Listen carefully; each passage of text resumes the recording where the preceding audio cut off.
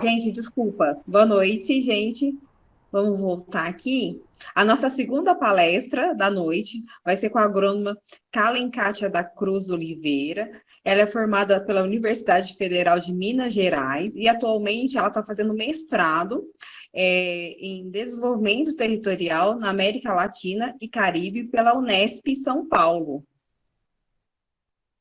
Kalen, fica à vontade e ótima palestra a todos. Qualquer dúvida, viu, gente, pode levantar a mão aqui e chamar para as perguntas. Boa noite a todas e todos. Agradecer em especial a Letícia e os companheiros e as companheiras que estão na organização do evento, né, que acharam por bem repassar essa responsabilidade de falar um pouco sobre o impacto da falta de saneamento básico no meio ambiente e na agricultura familiar. Como as meninas já me apresentaram, eu me chamo Kalen, eu formei em agronomia na UFMG, atualmente estou fazendo esse mestrado em desenvolvimento territorial na América Latina e Caribe. Também contribuo no Movimento dos Trabalhadores Rurais Sem Terra, no MST, aqui no sul de Minas, já vai fazer, no final do ano, completa 2 anos que eu estou aqui, contribuindo no setor de produção. Eu tive que vir aqui para a cidade, para a Secretaria de Agricultura, para poder ter acesso à internet, porque lá na roça não tem. Eu me sinto confortável um pouco de falar do meio rural, porque eu sou neta de camponeses, filha de camponeses, atualmente também moro na zona rural e também tenho me ousado a fazer agricultura. E queria parabenizar também a Luísa pela apresentação. Muitas das coisas que ela foi falando, eu também iria falar de alguma forma na introdução da apresentação.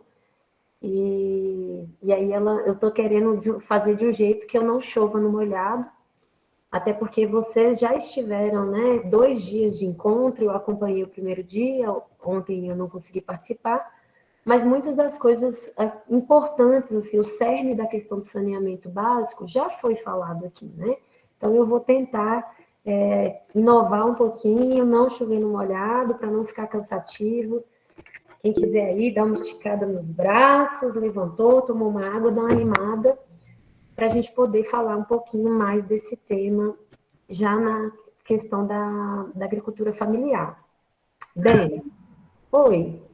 Você falou que está aqui na região de Minas. Localiza para a gente qual região que você está. Ah, tá. O Eu pessoal tô. aqui de Varginha, o Bruno também. Muita gente, pessoal daqui. É verdade. Então, eu tô aqui no sul de Minas, em Campo do Meio, mas especificamente eu tô na zona rural de Campo do Meio, no assentamento popular Quilombo Campo Grande, que é um assentamento do MST, organizado há quase 25 anos. São 500 famílias moradoras desse assentamento, já produzindo 2 milhões de pés de café. A gente tem uma variedade de produção agrícola, vegetal e animal, por volta de mais ou menos uns 140 produtos. Nossos cafés são certificados orgânicos. A gente tem um coletivo de mulheres raízes da terra, que as mulheres estão organizadas há 11 anos, que plantam plantas medicinais e produzem fitoterápicos a partir dessa produção. Em agosto de 2020, a gente sofreu um duro despejo, perdemos a nossa escola Eduardo Galeano, estamos reconstruindo, então as portas do Quilombo Campo Grande estão abertas. Eu fico muito feliz aqui de ver a Amanda, companheira de luta, né, do mandato da Tani Rose, vi alguns outros rostinhos que eu conhecia, muitos outros eu não conhecia, então digo prazer, e digo que nosso território aqui, ele está de portas abertas para receber os estudantes, os professores, né, os profissionais, para que queiram conhecer nosso território, que queiram conhecer nossas ações, que queiram se aproximar da reforma agrária popular construída pelo MST aqui no sul de Minas. Sejam todas e todos bem-vindos. Tinha mais alguma coisa que eu precisava falar? Não? Pode iniciar. Então tá. Então, eu pensei em apagar esses dados, né, na hora que a Luísa estava falando, mas eu já tinha seguido uma linha de raciocínio e eu acredito que talvez esses dados que vocês estão vendo aí na frente, vocês já tenham visto em outras apresentações, mas acho que é importante marcar, porque são dados do nosso Brasil 2022, né? Então, quando a gente fala que 57 milhões de residências ainda não têm acesso à rede de esgoto, a gente está falando uma coisa muito séria, né? A gente está falando que 45% da nossa população, ela não tem acesso ao serviço de esgoto adequado, né? E 24 milhões não tem água encanada. A gente está falando de um Brasil de 2022 que ainda tem pessoas que precisam andar quilômetros para acessar uma água potável ou de mínima qualidade para ser consumida. E também a gente tem 15 milhões de pessoas sem coleta de lixo. Esse dado são dados do IBGE 2010. Então, eu acredito que, inclusive, eles estão já até defasados, dado, né, o período de tempo que a gente tem sem censo. E se tratando, né, que, assim, a gente tem 30 milhões de pessoas que estão na zona rural. Então, a gente tem 15 milhões de pessoas sem coleta de lixo, eu acredito que esse número é muito maior, porque na zona rural, raramente a gente tem coleta de lixo, do lixo sólido, né, digamos. Quando a gente está falando de saneamento básico, né, seja ele urbano, rural, a gente está falando de 4 aspectos importantes, que não é só a questão do tratamento de resíduo. A gente está falando do acesso à água potável, a gente está falando do manejo adequado das águas da chuva, a gente está falando do esgotamento sanitário, né, que é esse tratamento dos resíduos líquidos, né, da água cinza, água clara, água escura, e do manejo de resíduos sólidos. Isso é o conjunto que contempla tudo que está dentro da lei do saneamento básico e é direito de toda a população brasileira, seja ela urbana, rural, povos indígenas, comunidades tradicionais, agricultores, quilombolas, né? Todos nós temos direito, pela legislação, em acessar uma água potável, a manejo da água de chuva, esgotamento sanitário e manejo de resíduos sólidos. Bem, o saneamento rural, por que ele é tão difícil? Quais são esses entraves? Muitos desses problemas, muitos de vocês, inclusive, já devem ter vivido. A gente sabe que tem muitos estudantes da Unifal e da Unifenas, né? Os estudantes em geral que compõem ali Alfenas, vêm da zona rural do entorno, né? Então, muitos desses problemas já são sentidos por nós, porque a gente vive aqui na região. Bem, o distanciamento dos centros urbanos, né, e o distanciamento entre propriedades é um dos entraves que dificulta a questão do tratamento de resíduos, que dificulta a coleta de lixo. A própria inviabilidade econômica, né, Luísa estava trazendo para a gente aqui, quão difícil e caro, às vezes, é construir uma tecnologia que, mesmo que ela é dita como tecnologia alternativa, né, ela tem um custo para ser executada, né, então há esse entrave econômico.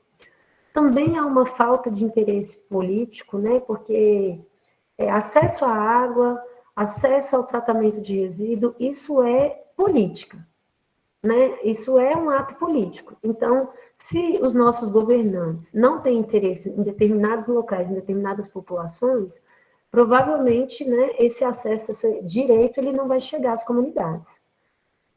A baixa densidade populacional, isso eu digo assim, densidade populacional no sentido de número, né, de comunidades na extensão, ou irregularidade fundiária, né, no nosso caso aqui. A gente, dentro dessas 500 famílias, a gente tem pouco menos que 100 famílias regularizadas, né, que a área já é um assentamento. Então, se você não tem, né, um documento que prove que você é responsável pelaquela área, né, ou proprietário daquela área, muito difícil você ter acesso a um financiamento bancário, ou pode participar dos projetos da Emater. Esses dias, por exemplo, a gente teve dificuldade de receber sementes, porque só pode receber a semente quem tinha o CCU, né, que era o termo de concessão de uso da terra de reforma agrária, né? Eu vou falar muito da reforma agrária, muito de assentamento, gente, porque é o lugar de onde eu piso, assim, né? Como diz hoje, assim, é o lugar, meu lugar de fala, né? Então, a questão da irregularidade fundiária, né, seja em comunidades tradicionais, povos indígenas, comunidades periféricas, né? Ocupações periféricas, se você não tem o documento da terra, o documento do lote, o documento da casa, pouco provável você tenha acesso à água potável, pouco provável a CEMIG vai entrar lá dentro. A gente tem territórios nossos até hoje que não têm acesso à energia elétrica, né? Que dirá a coleta de lixo. Bem, e quando existem esses serviços, eles também são muito precários, inadequados ou inexistentes, né? Na zona rural. Saneamento básico rural e seus impactos no meio ambiente e na agricultura familiar. Muito já foi falado aqui do impacto, né, no meio ambiente e no impacto nas comunidades. Bem, água potável. Quando a gente está falando de água potável, a gente está falando que 30% das residências são conectadas a uma rede, isso na zona rural. Se a gente está falando que a gente tem 8 milhões de residências na zona rural, né, que foi um dado que foi apresentado lá no início do slide, né, a Luísa também apresentou, a gente está falando que desses 8 milhões de pessoas que moram de residências, né, que moram na zona, que estão localizadas na zona rural, 2 milhões têm algum tipo de acesso à água potável ou estão conectadas a uma rede. Provavelmente essas pessoas elas vão ter água a partir de poços, cisternas, nascentes, rios, sem nenhum tipo de tratamento, né? Outro impacto que a gente tem é no manejo adequado de coleta das chuvas. A gente tem pouquíssimos programas de coleta de água de chuva para a zona rural. A gente tem um programa de coleta de água de chuva no Nordeste, iniciado nos governos do Lula e da Dilma, que foi um grande avanço, porque esses reservatórios de água, eles não só serviam para... Ele era uma água que não era, na verdade, para ser utilizada para consumo e para pequenas plantações, né? Não era para fazer irrigação de grandes monocultivos, né? Enfim. E também as tecnologias que a gente tem, que são as barraginhas de infiltração, que são barraginhas, que são grandes poços que são construídos, né? Em locais determinados de corrida e de locais de absorção de água, para que contribua para a infiltração e não destrua as estradas, plantações, e contribua para que essa água infiltre, né, e alimente o lençol freático. Quando a gente também está falando de esgotamento sanitário, a gente está falando, na zona rural, a gente está falando, não só às vezes a gente pensa muito no curral, no tanque de peixe, na pocilga de suínos, mas a gente também está falando do esgoto doméstico, né? E a gente também está falando também das agroindústrias, das microagroindústrias para beneficiamento tanto da parte vegetal, animal, que a gente tem na zona rural. Manejo dos resíduos sólidos, né? Então, a gente tem esse impacto na agricultura familiar, porque raramente a gente tem uma coleta, a gente tem dificuldade na separação. Na verdade, na zona rural, há muita separação, porque as famílias, elas se utilizam do resíduo orgânico, do resto de alimentos, né, proveniente da produção vegetal e do lixo doméstico, para alimentação animal. Mas, assim, pouco se é trabalhado a reciclagem. Então, assim, às vezes a gente tem a dificuldade chega em determinados lugares que a gente tem muito lixo exposto, ou tem lugares, era para até ter tirado uma foto, assim, de um lugar que eu visitei, de uma família que eu visitei, que eles fizeram um buraco perto da casa, próximo a onde eles coletam a água, inclusive, e que eles iam jogando ali suas sacolinhas de lixo do banheiro, resto de embalagens, né? Então, assim, desses impactos muito forte é essa geração de resíduo sólido que pouco é levado, assim. Tem algumas famílias que levam para a cidade, para reciclagem, mas, no geral, tem muito ainda essa técnica na zona rural de enterrar esse lixo, contaminando os lençóis freáticos, contaminando o solo e por aí vai. Bem, saneamento rural. Quais são as principais causas de contaminação, né? Além dos resíduos domésticos que a gente tem? Dentro da produção agrícola, a utilização indiscriminada dos agrotóxicos, né, dos insumos e defensivos agrícolas, ele, sem sombra de dúvida, é o número 1 da contaminação do meio ambiente. seja da água, seja do solo, seja das pessoas, seja dos animais. Até porque, assim, por mais que tenha lá na embalagem falando, tem coleta, tem que devolver a embalagem na loja que comprou, mas o que mais acontece é a gente ir nas fazendas e nos lotes, nos sítios, e ver as embalagens de agrotóxicos jogadas a Deus dará, aplicados de qualquer forma, né, de forma indiscriminada. Então, sem sombra de dúvida, no meio rural, a utilização de agrotóxicos, adubos químicos, é uma das maiores números de contaminação da água, do solo, das pessoas e dos animais. Os resíduos da produção agrícola, né, e do próprio beneficiamento ali de vegetais, eles têm uma geração de resíduo muito grande, que se não tratada, se não bem destinada, gera um impacto muito grande, né? A gente tem, por exemplo, a produção da farinha de mandioca, que, né, na prensa ali da farinha, a gente tem um líquido que se chama manioca, e outros lugares vão ter outros nomes. Aquele líquido é altamente tóxico. Só que ele pode ser utilizado para tratamento e combate de carrapatos, né, na produção bovina, na produção de animais de grande porte. Dentro da produção agrícola, por exemplo, a própria açúcar, a gente tem um assentamento nosso que produz cachaça. Aquela levedura depois também é altamente tóxica para o solo, para a água. Então, dentro da produção agrícola, se a gente não dá esse direcionamento desse excesso de geração de matéria orgânica, também se torna atrai mais doenças, atrai insetos, moscas que levam doenças para outros animais, para o restante da comunidade. E, sem sombra de dúvidas, os resíduos da produção animal, né? Assim, em especial, a cama de frango, né? Que inclusive depois pode ser utilizada como fertilizante, biofertilizante, o esterco, né? Que é a parte ali, a defecação animal, né? Seja do gado, seja dos suínos. Então, essas três, eu coloquei aqui, dentro da produção agrícola, né? Porque o título da apresentação era assim, saneamento rural e os impactos na produção agrícola.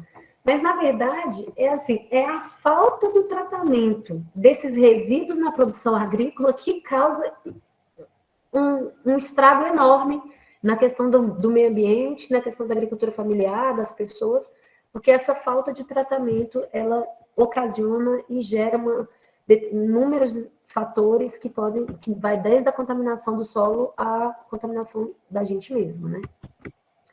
Bem, os principais impactos que a gente tem desse desequilíbrio, né? Sem sombra de dúvida, é o próprio desequilíbrio ecológico, porque determinados lugares que você libera esses resíduos, no rio, num córrego, num determinado lugar em cima do solo, chega um momento ali que a vida ali, ela é impossível de acontecer, seja a microvida dos micro-organismos, a macrovida, né? Então, esse desequilíbrio, e qualquer elemento que falta disso, seja a contaminação de um rio, né, e a diminuição de peixes, o aumento das algas. Eu morava na beira do Rio São Francisco e a gente tinha um número gigantesco de produção de peixes em cativeiros. E aí esse resíduo ele não é tratado, resto de ração, né? Então, assim, aquele impacto era muito grande. Chegou um momento que a proliferação de algas impediu que a própria cidade pudesse coletar água do rio para que a gente consumisse. Então, chegou a ter que trazer água potável de outros municípios para abastecer o município inteiro, dado ao impacto da piscicultura no rio, né? Piscicultura, né, em alta escala e de gaiolas e tal. A contaminação do solo, né, seja por metais pesados dos agrotóxicos, seja pelo excesso da matéria orgânica, seja pelo excesso de resíduos, que compromete a potabilidade dos lençóis freáticos, dos reservatórios de água, né? Muitas das vezes as fossas das casas, os currais, as pocilgas estão próximos de onde se coleta a água, ou menos que um distanciamento de 50 metros, que é o mais seguro para a coleta de água subterrânea, né? Assim, 50 em diante, né? Mas normalmente essas fossas e a casa, é tudo ali muito perto, não respeita esses espaços, essas distâncias, né? Então a gente tem uma contaminação da água. proliferação de doenças, né, seja na produção vegetal e animal, porque você tem um número de fungos, bactérias ali presentes que ocasiona doenças, né? O próprio resíduo, o esterco, quando ele não é curtido, ele é levado para a produção, você tem contaminação. Se você tem um gado que ele é extremamente criado à base de antibiótico, à base de todas essas indústrias da medicina química que se produz dentro da produção animal, você tem um esterco extremamente tóxico, então você tem que compostar esse esterco antes de levar para a produção vegetal. E também compromete as condições e a qualidade de vida das pessoas que trabalham nesses lugares, né, que trabalham na zona rural, que trabalham em pocilgas, que trabalham em fazendas e que também vivem nesses lugares. Né? Então, assim, as principais doenças, né, ela é via hídrica e se você tem essa contaminação do solo, se você tem essa contaminação no lençol freático dos corpos, dos reservatórios de água, inevitavelmente a população que está ali, ela vai sofrer muito mais com todas as doenças oriundas desses impactos, né? Bem, caminhos alternativos. Eu até fiquei achando que a Luísa iria falar de todas essas tecnologias e acabar que nem ia sobrar muito ali para falar, mas aí sobrou uma bordinha, eu vou pegar um gancho dela, né? Bem, os caminhos alternativos, sem sombra de dúvida, é o uso de tecnologias que respeitem o meio ambiente, né? Seja ele o biodigestor, compostagem, se utilizar desse resíduo para geração de energia, geração de gás de cozinha, né? Que agora tem sido utilizado muitas dessas estruturas para poder fazer a geração de gás para a cozinha.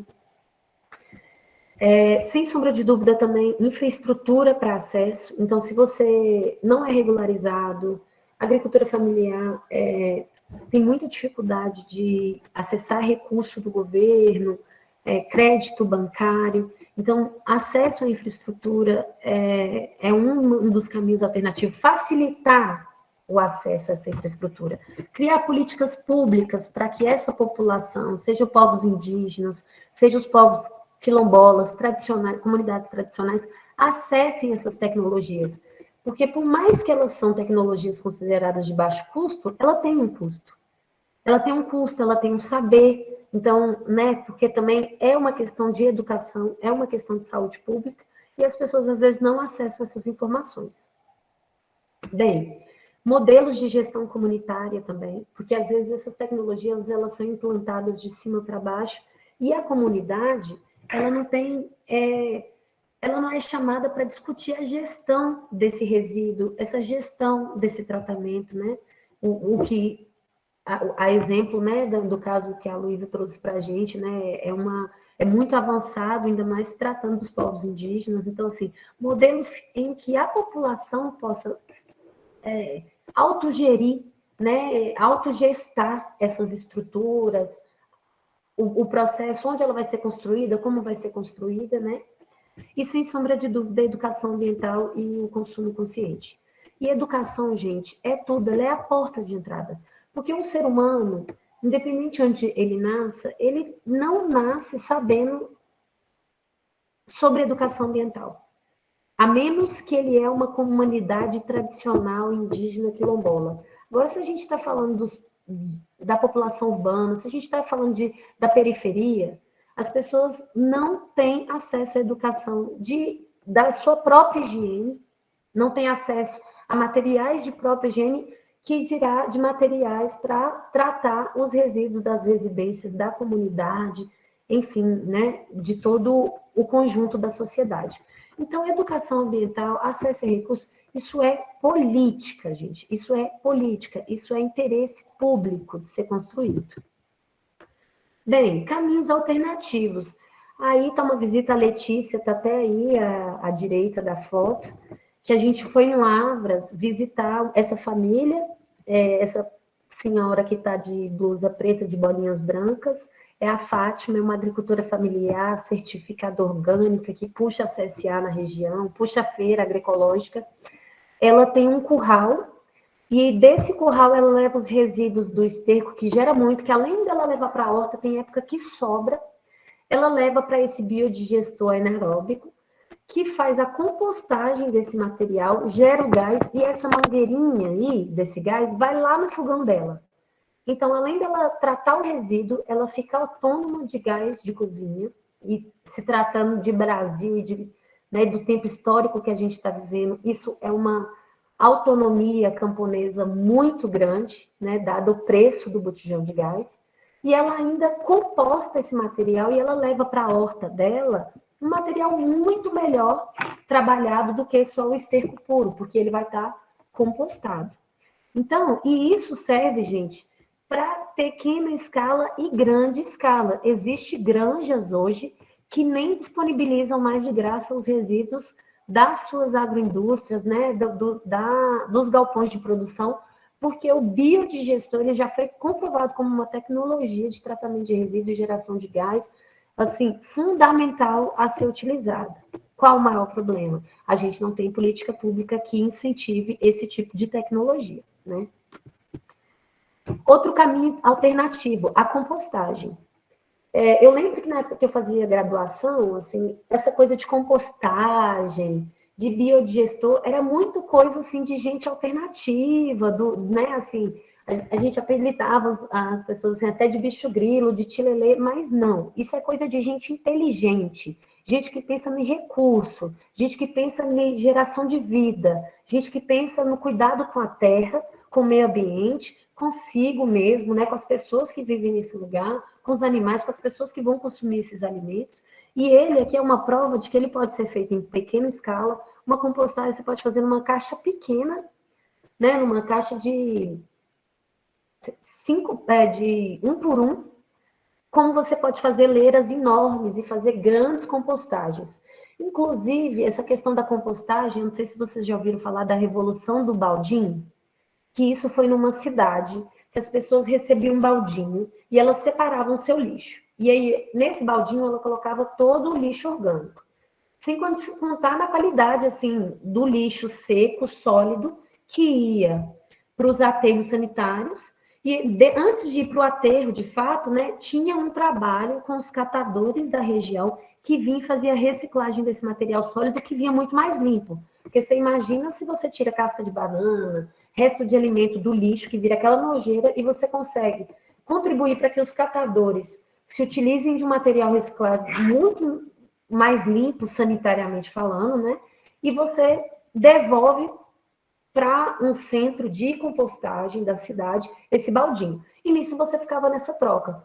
Por fim, a cidade conseguiu produzir toneladas e toneladas de compostagem, comercializava esse composto para fora e as pessoas que participavam da Revolução dos Baldinhos recebiam esse composto em casa. Então, elas poderiam colocar isso no jardim, nos vasos, né? Então, assim, por isso que chama Revolução dos Baldinhos, quem quiser dar uma olhada, isso para centros urbanos, mas na zona rural, compostagem é fundamental. Tem época que a gente tem várias hortas, são 500 famílias, então a gente tem muita plantação, que você pode, assim, rezar que não acha esterco nem para remédio. Você fala assim, não, eu estou precisando de esterco, é para remédio. Não tem. Então, a compostagem aqui nas nossas áreas foi fundamental para que a gente tivesse autonomia em composto. Até porque a discussão que o MST tem na produção de alimentos é a produção de alimentos saudáveis. Então, não adianta a gente plantar um alface, um feijão, um milho, socado de adubo químico, socado de agrotóxico Roundup, e a gente não está produzindo alimento de verdade. Então, para produzir um alimento orgânico, agroecológico, a produção de composto orgânico é um entrave para poder garantir uma produção e produção em escala. Então, a compostagem, assim, para mim, é um dos grandes caminhos a ser construído e seguido, e que pode ser feito num apartamento, como pode ser feito numa grande fazenda. E, por último, uma outra alternativa e um outro impacto que a gente tem muito grande é o uso da água na produção agrícola, que é gigantesca. Os meninos que são ainda veterinários sabem, assim, que o custo de se manter a quantidade de água para a produção bovina, enfim, bovina, suína. E eu tenho visto, inclusive no Paraná, Rio Grande do Sul, grandes granjas construindo coletas de água de chuva daqueles grandes telhados E essa água serve pelo ano inteiro, porque depois você coloca uma bomba aqui na saída e essa bomba você consegue voltar ela para os galpões, para limpeza, enfim, para matar a sede dos animais. Então, a coleta de água de chuva, às vezes falando nisso aqui para uma região que chove tanto, que é o sul de Minas, parece até soar estranho. Mas eu venho de uma região que é do norte de Minas, Januária, que é bem norte de Minas, e chegou o programa do governo que é Luz e Água para Todos. E eu vou te falar, essa cisterna ela é fundamental para a sobrevivência das famílias. Assim, minha avó tem, meu pai tem, e cada vez mais tem sido fundamental trazer essas tecnologias que são do semiárido para regiões que, mesmo que aparentemente não sofrem com a seca, mas com as mudanças climáticas a gente tem cada vez mais dificuldade de acesso à água. E a produção agrícola, seja ela vegetal e animal, ela demanda água para lá. Então, se a gente tem o reuso dessa água de chuva, né, que é uma água, né, de graça, então a gente está, além de estar cuidando das nossas lavouras, das nossas estradas, né, e garantindo que a gente tenha acesso para a produção. Bem, para finalizar, para a universalização dos serviços, né, seja ele de coleta de água de chuva, da água potável, da coleta dos resíduos sólidos, é necessário aumentar os investimentos. Mais uma vez eu torno a dizer, política pública, e os esforços com estratégias e planejamentos de gestão e elaboração de projetos e obras para a garantia da qualidade do serviço do saneamento, para que essas cheguem a toda a população, em especial a classe trabalhadora desse país, né, que sustenta e mantém esse país. Por fim, coloco aí, né, o logo da campanha do Agrotóxico Mata. Quem quiser saber mais, tem um companheiro que formou aí na Unifal em farmácia. Ele tem a tese dele de dissertação de mestrado e doutorado comprovando que o uso de agrotóxico ele é inseguro em todas as suas etapas e ele contamina solo, água, as pessoas, os animais em todas as suas etapas. Ele consegue concluir em sua tese que é impossível o uso seguro dos agrotóxicos. Então, deixo aí a campanha, principalmente para vocês que estão trabalhando na agricultura, com a produção animal, vegetal. E é isso, gente. Espero ter trazido para vocês quais de fato mesmo são os impactos do saneamento rural na agricultura. Na verdade, é o não tratamento desses resíduos na agricultura ou na pecuária que causa um grande impacto no meio ambiente e que, na onde a gente for atuar, seja, né, em grandes fazendas, ou na agricultura familiar, ou em comunidades tradicionais, quilombolas, indígenas, que a gente consiga encontrar caminhos alternativos para superar esse modelo da produção do agronegócio, né, que não visa a vida, mas visa a morte, que não visa o abastecimento de alimento interno, mas a exportação, né, e que enrica poucos e empobrece muitos. Então, que nas nossas ações, nos lugares, nas trincheiras onde a gente ocupa, que a gente possa, de fato, fazer a diferença, né, como a Luísa faz, que foi um grande exemplo. Fico muito feliz de estar numa mesa com uma companheira que teve tanto a trazer. Agradeço a todos e todas e estou aí abertas a perguntas. Já temos uma pergunta, pode abrir o áudio, Bruno. Oi, Karen, boa noite.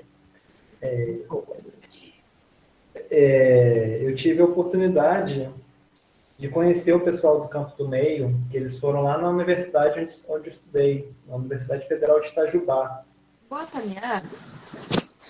E na época, fazia mestrado lá no DTEC, Desenvolvimento de Tecnologia Social, algo parecido com isso, não me recordo agora o nome do mestrado, a Tairine, talvez você a conheça. Ela morou muito tempo, nossa, faz tempo que eu não tenho contato com ela, mas, assim, já pude trocar ideia, ir para os rolês, assim, da mesma galera, sabe? Então, fico feliz aqui de como é que o mundo é pequeno, né? Tendo a oportunidade aqui de assistir a sua apresentação. Aí eu queria aproveitar perguntar para você que quando eles fizeram a apresentação lá, eles não tocaram nesse assunto, foram mais outros aspectos, né, que eles tocaram, né, mais questão das dificuldades, desafios e tal, mas essa questão de saneamento não foi muito tocada. Eu queria aproveitar a oportunidade de perguntar o seguinte, se lá no assentamento de Campo do Meio, se existe algum sistema que vocês desenvolvem ou já desenvolveram com a questão tanto de resíduos, o próprio saneamento, né, abastecimento de água, de esgoto, como é que vocês fazem lá? Bruno, boa noite, obrigada pela pergunta.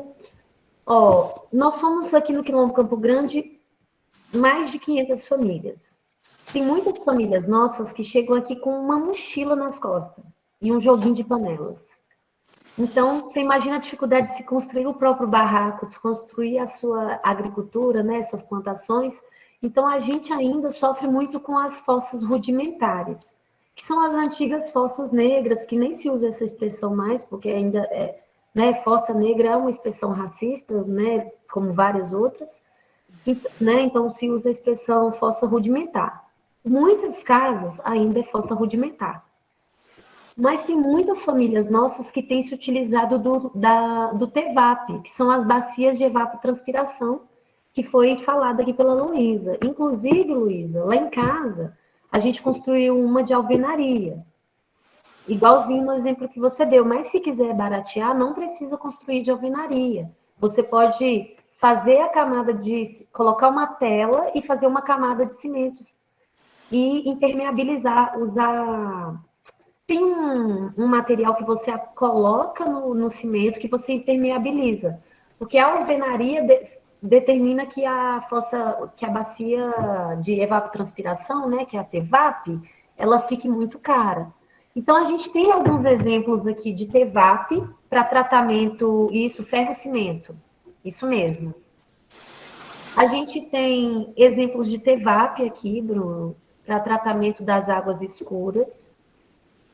A gente tem círculo de bananeira para tratamento das águas cinzas, né? Que é essa que vem da pia, do chuveiro.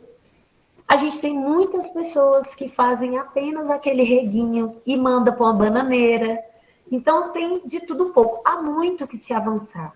Só que a gente não tem linha de crédito, como muitas das nossas famílias não têm documento da terra, então é muito difícil desenvolver. Então, a gente ainda precisa de políticas públicas que olhem para essas famílias que estão na zona rural, seja de reforma agrária, seja agricultura familiar, patronal, e contribua para que essas famílias acessem essa tecnologia. Mas aqui a gente tem muitas famílias que construíram o TEVAP.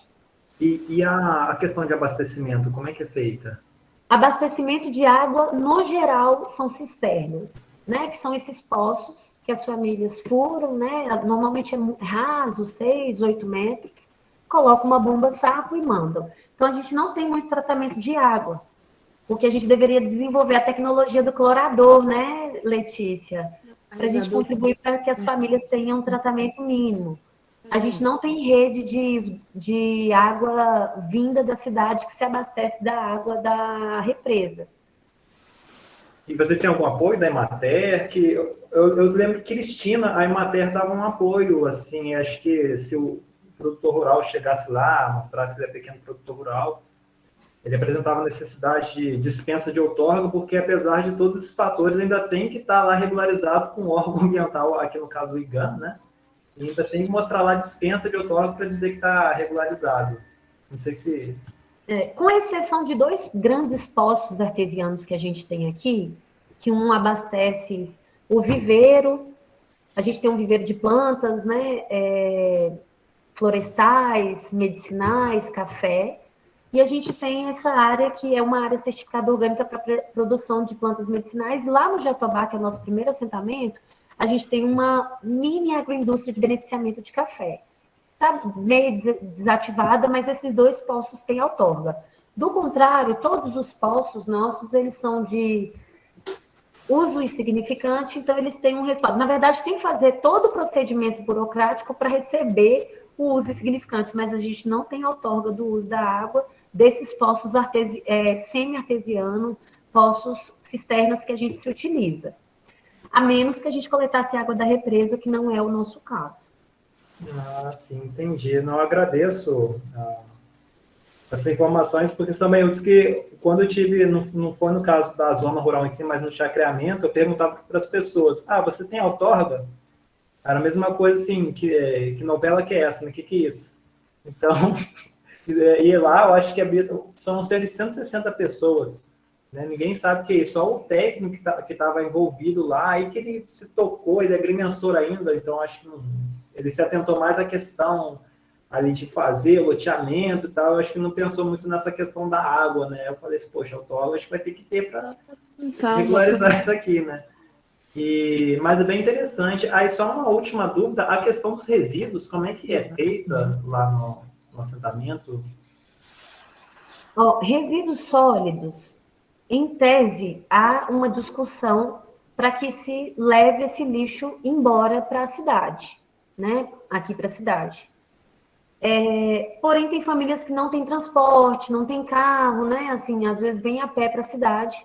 Então, acontece desse resíduo de plástico, né, reciclável, parte dele ser queimado, ainda tem essa técnica de queimar o lixo, né? Assim, a gente tem muitas pessoas aqui devem ter vó na roça, tios, sabe que isso é muito comum, de chegar, junta as coisas tudo ali num canto e bota fogo. Nós temos uma família que tem trabalhado a reciclagem aqui na cidade, então ela comunica com as famílias separam seus lixos em casa, né, latinha, resto de embalagem, trazem.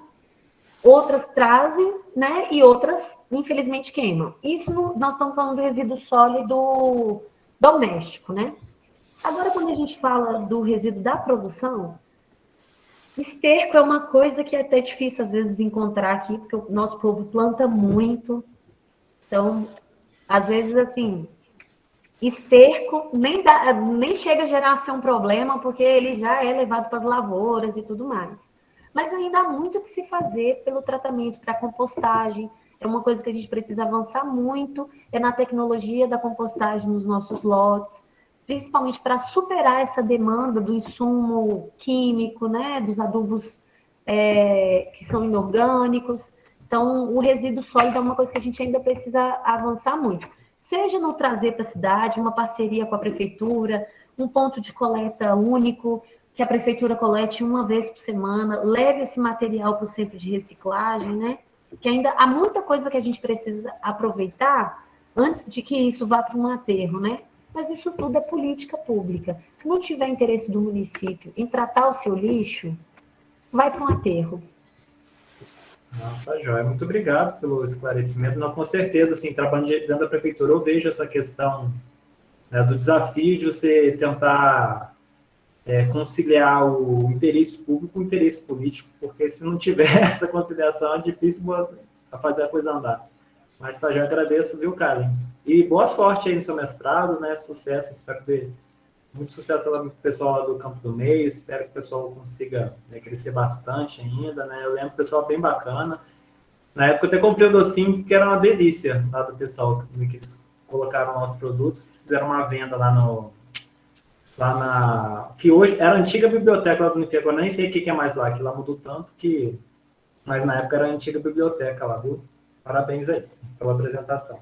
Onde você está, Bruno? Agora eu estou em Varginha, no sul de Minas, na verdade eu sou de São Lourenço.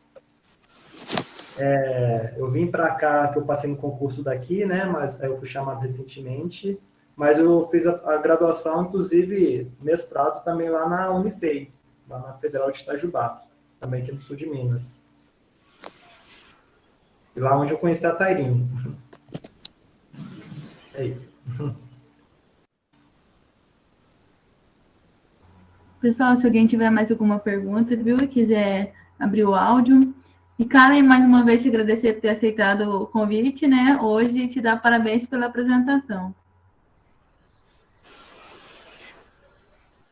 Obrigada, amiga Letícia, uma querida, assim, que eu tenho o prazer de dizer, assim, amiga.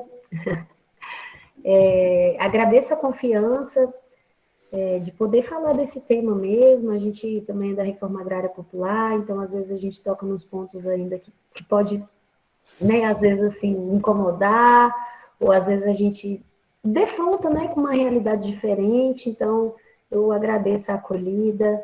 Quero dizer que o Quilombo Campo Grande está de portas abertas. Bruno e demais, todas as terças-feiras nós estamos na Unifal, entregando hortaliças, verduras, toda a nossa lista de produtos, café, doces. Então, quem tiver interesse também, a gente, né, tem essa tarefa de contribuir e compartilhar da nossa produção aqui do Quilombo Campo Grande. Alimentos de verdade, sem agrotóxicos, sem adubo químico.